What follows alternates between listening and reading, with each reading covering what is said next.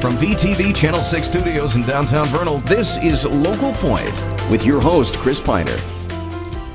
Welcome to Local Point, brought to you by Strata Networks. I'm your host, Chris Piner. On today's show, we welcome to the studio Jeremy Raymond, Director of the Uintah Fire District, here to talk about winter fire safety and other news from the fire district. Jeremy, it's always good to have you here. I'm glad to be here. Good to see you. Well, sometimes we see you this time of year, right? But yes. we do it all the time. In the winter, though, there are some things that we want to be aware of, and safety-wise, it's good to see you here and get these reminders that we all need to hear. Oh, yes. What's top of the list? Well, you know what? During this time of year, we not only does Vernal and the state of Utah and as a nation, we see a spike or an increase of heating-related injuries and deaths when it comes to fires, and it's usually during this cold time of the season and of the year. And so just a few safety tips when it comes to heating equipment. If you have wood-burning stoves, if you have a furnace, you should have one of those ways to heat your home. Make sure you have that inspected by a qualified professional, somebody that comes in once a year and checks it, make sure it's working properly, it's venting properly. Make sure that you have at least 3 feet clearance around those items, whether it's your wood stove, your furnace, heaters, anything like that should have 3 feet. What happens is if you stack combustible items close to those heating appliances, then they could catch fire and then spread and ignite your home on fire. So some of these things, they really seem so common sense, but I think we may get comfortable as we use them and forget. So that's a good reminder. Make sure that's clear and out of the way. When we go around and do inspections, we'll sometimes go to homes and assist people and let people know. That's one of the common items that we find is people will, in their furnace room or their by their water heater, will stack items next to it. And so, just remember to keep that area clear. Keep it clear and keep it away. So what about cleaning? When you talk about wood-burning stoves or chimneys? Wood-burning stoves, chimneys, we go on a lot of those around Uintah County here. What happens is over time you will have that carbon or tar or soot, creosote build up in your chimney, and unless you get up there and clean it out with a brush, it'll actually get hot enough where it'll ignite and catch fire. And so we encourage people and to have them cleaned out by somebody at least once a year. If you use it a lot, then make sure you inspect it more often. But get up there and clean it out with a brush, make sure it looks good. Because so this is something that someone could do on their own as well? Yeah, they can. You can purchase brushes here at local hardware stores, and you just put an extension on there and then get down in there and get up on it. And you could do that better than ignoring it. I think I would be in the camp that calls a professional.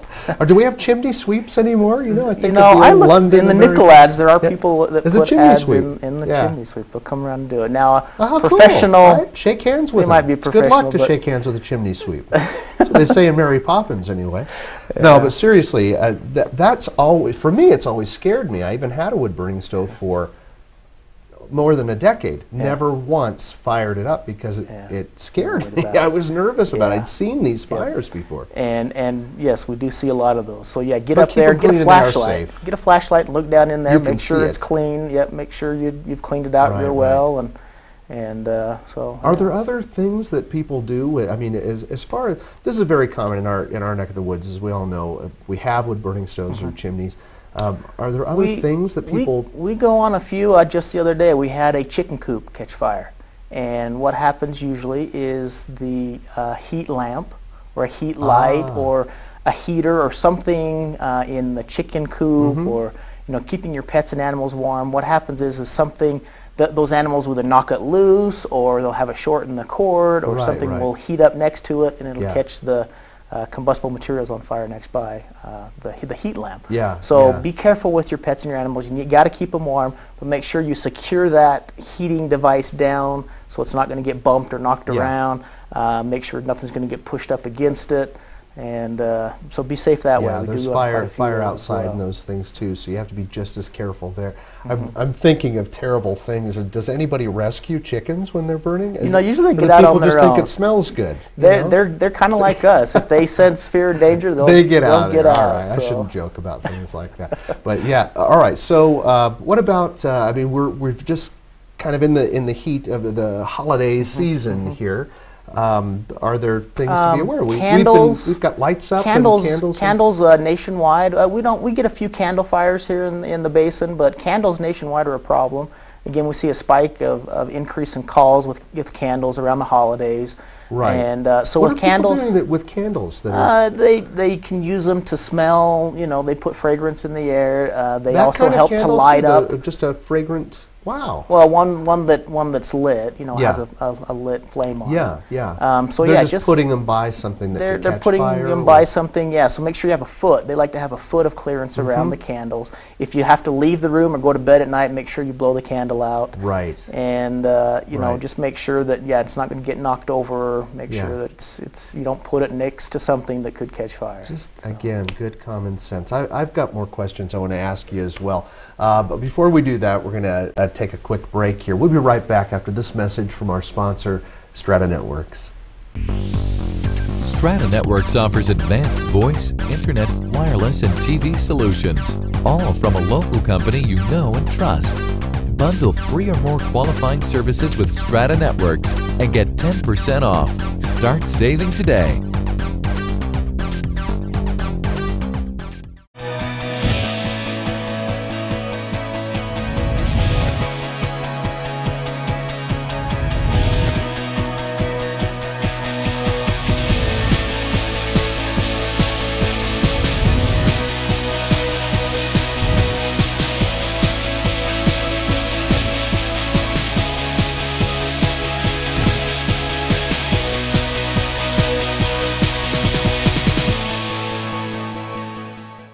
With advanced all-digital cable television from Strata Networks, you can enjoy jaw-dropping digital picture on hundreds of channels, exclusive local programming with VTV6, and follow your favorite college teams in incredible HD on the Pac-12 network, all with no contracts, no costly equipment, and no dishes mounted to your home. For details, visit your Strata store in Roosevelt or Vernal or call 622-5007. Strata Networks. We connect lives.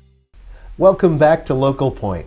I'm joined by Jeremy Raymond here in the studio, Director of the Uintah Fire District, and we've been talking about general fire safety and just some good common sense to keep fresh in our mind, remind ourselves of these things for fire safety. Jeremy, you've also got a website. Let's mention that and what people might be able to find on that website. We do. We have a website. It's available at uintaffire.com. So just, you can type it in your search, Google. All one word, Uintah Fire. Uintah Fire, and then .com. Right. Yep. And you can go to the website, check it out. We've got a lot of information, just general information about the fire district. We have all our fire stations on there, our fire chief's information. If you ever have any questions or need to contact us for any reason at all. Just some general information, some public safety news, and just education. And we also have a little spot on there, a calendar of events that you can see what's coming up, and trainings. And then we're always looking for volunteers in our outer lying areas in the county. And so if you're interested in joining, just go to there. That'd be a good idea for everybody to take a quick look there, whether it's an immediate interest or not. But the website again is uintaffire.com. And is the Uintah with an H also? Yes. Uintah with an H, fire.com. Yep. Yeah, well, another good reminder, a great website. We've been talking a little bit about the holiday season that is surrounding us, and issues with candles and that sort of thing. What about the Christmas lights that we see, or holiday lights and decorations? That's a really good thing to mention. The Christmas lights are really important when you're buying Christmas lights. Whether you're using them indoor or outdoor, make sure you're using them for that purpose. If you're putting lights outdoor, make sure they're used for outdoor use only. If you're using indoor, make sure you purchase them for indoor use. There's a reason they're marked that way. In other words, it's not. It really is not the same thing. Yeah. They're created for that So purpose. whatever your use or purpose, make sure you're buying the correct lights on there. Also, make sure that there's a test, like a UL or a factory mutual where the lights have been tested or approved, so that that they're safe. So you're not buying some strange brand from China that is no offense, China, but sometimes you never know. What about like I'm thinking of the heaters that actually go on the outside of the house? Ever issues with those, or any safety concerns that we should know? What type of heaters? On the eaves, or right on the rooftop. You know, they zigzag up the shingles. Yes, yeah. Just to keep the ice and snow off. Right. Yeah, same thing with those. Just Make the sure same general. Yep. It's really important that you read the manufacturer's instructions and label. A lot of times we get it and we get the box and we just toss them aside. That's kind of typical guy. We do that. Don't there's a lot of good general safety installation information on there that you can find and read out, and make sure you're using them for the intended purpose. All right, so let's talk about that event. I mean, the unfortunate event that fire should happen. Are there things that we can do to be prepared? I mean, we should think about it, right? Think about the worst always, so that we know what to do in the event of the actual fire. You know, the number one thing that I like to preach, and it's your number one defense against fire safety, is working smoke detectors in your home. Great. That is the best way for you to protect you and your family, is to make sure your smoke detectors are working. Make sure you have one inside your bedroom, outside each bedroom, and on every level of the floor. Right. You've mentioned this on shows before, and I didn't even realize that before, but it makes, again, sense. A detector in every sleeping area and outside of the sleeping area as well. Every level of the home. Every level. Right. And then make sure they're all interconnected. So let's say you get a fire in the basement, then the people upstairs will also be able to know that fire is there, and they will all sound. Right. So this should be, I mean, ideally interconnected. Yes. And then battery also as a battery backup for. Yep. And you know, in some of the older homes, you won't have the hardwired where they're all connected. Right. You know, if you get a hold of a qualified electrician to come in, they can rewire all that for you and get them up to where they need to be. Another item that we like to see is carbon monoxide alarms. Oh, good. And those are required again in all new construction. But again, in the older homes, we don't see a lot of those carbon monoxide detectors. Now, again, if you have a lot of electric heated items in your home, you may not have to worry about carbon monoxide, but you know, if you let's worry about it. That's a scary thing. Recently our CO alarm went off, and it's jarring. It really is. And I was reminded when I contacted the gas company that I mean, they took it a lot more seriously than I did. I couldn't smell it, couldn't see it, so I'm like, oh, this alarm is going off. They call it the silent killer. It's odorless, colorless. You don't know what's there unless you have a detector. That's the scary one. We can smell smoke or see it at times anyway. We should all have those CO. Yes, make sure you have at least one in your home, and whether it's a mount on top or plug into the wall, just make sure you buy one and then just follow what it recommends on the manufacturer's label. So we're running out of time, but the CO alarm goes off. What do I do? If you're not sure, always call us. I always tell people if your fire alarm or carbon monoxide is going off and you're not sure what's going on, you've checked the batteries, it's not the batteries, you've cleaned it out, it's still going off, always call us if you're not sure. We'll come out, we have our detectors, we make sure it's clean. Can we do that right through a regular emergency 911, or would you? You can, but you can also call a non-emergency number for dispatch, and that's 435-789-4222. 4222. Or just call 911. It'll put you through to their office. So. Right.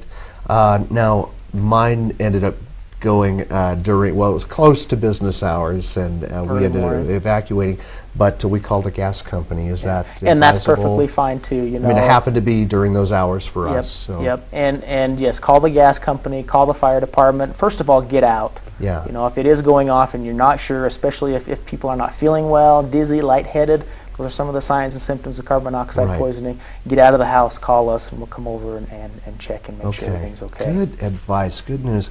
Change those batteries and take these things seriously. It's good to be reminded. Jeremy, I love having you on the show. I appreciate being here. Yeah, it gets my mind thinking, and I hope it does for our guests as well. We thank you for watching today's show. That's all for now. Please join us next time right here on VTV Channel 6.